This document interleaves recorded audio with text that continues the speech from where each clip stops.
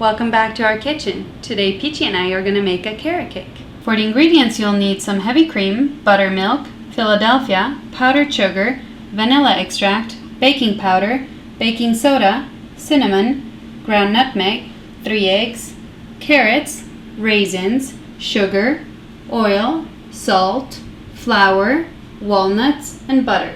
Grate 3 cups of carrots. Sift 2½ cups flour. Add 2 teaspoons of cinnamon, 1 teaspoon salt, 1 teaspoon baking powder, half a teaspoon baking soda, and 1 teaspoon nutmeg, and sift it. Throw away the little granules. Mix your sifted ingredients. Add 1½ cups sugar to a mixing bowl. Crack 3 eggs into the sugar. Mix it up. Gradually add 1 cup of olive oil. Powder the raisins with some flour and mix. Alternate adding the flour mixture and the buttermilk.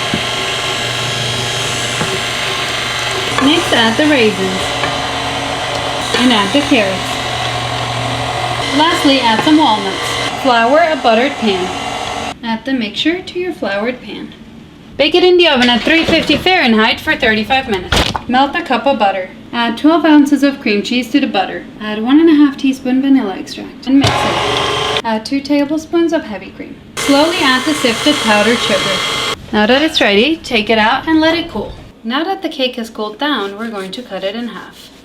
Put some icing on half the cake and spread it. Add the top layer and add the remaining cream cheese. Make sure you get all the sides. Top it off with some walnuts. Now for the best part, we're going to taste it. So good.